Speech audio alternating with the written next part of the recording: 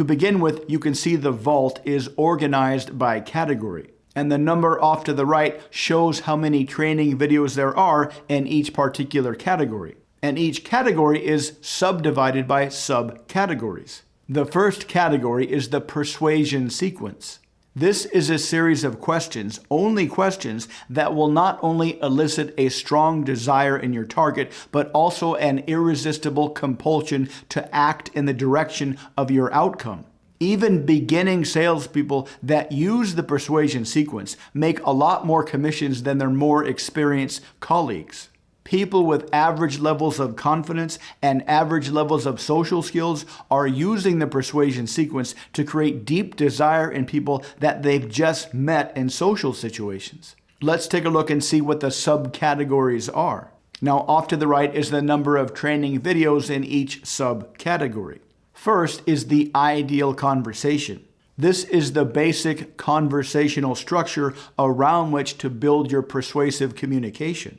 Next is how specifically to start the conversation, what to say, how to say it, and what questions to ask. Then we have something called desire maps. This is a metaphor that describes the internal representation that we all have when we think about the things that we want. The more you build and expand somebody's desire map, the more they will subconsciously associate their desires, the things they want, with whatever you want them to do, whether you're selling something or you have some kind of seductive outcome. Next is something called agency maps.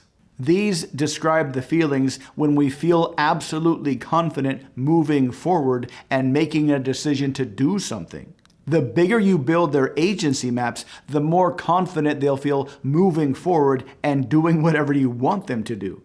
Next is success maps. All of the good things that have ever happened to them. The more you build their success maps, the stronger a positive feeling they'll have moving forward to do your outcome. Next is something called ego maps. This is a very little understood aspect of psychology. When you connect their ego with whatever it is you want them to do, they will associate what it is you want them to do with their deep identity, which means whatever you want them to do will feel congruent with who they are on a foundational level. This is the core reason why the mind persuasion sequence is the most effective persuasive communication model ever created. Future pacing is when you get them to imagine out 6 months, a year into the future after they've already made the decision to do what you want them to do, and they can imagine how much better their life is because of it. Pre-framing objections will teach you how to obliterate objections and last-minute resistance before it comes up. So when you close them, there won't be any rejections and there won't be any last-minute resistance. Commitment questions are simple questions you can ask them that will get them to commit in the direction of taking your outcome, of deciding to do what you want them to do. Closing will teach you very simple statements to make that will make them compelled to take action. They will feel compelled to take action. For most persuaders, seducers, and salespeople, closing is the hardest part, the most emotionally difficult part.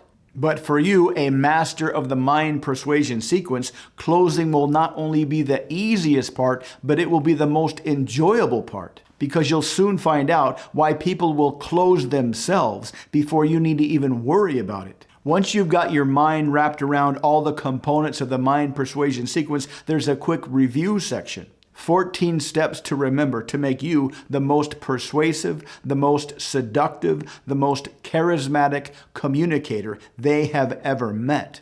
And this is just the first section. Join the Mind Persuasion Vault today and get everything you want in life.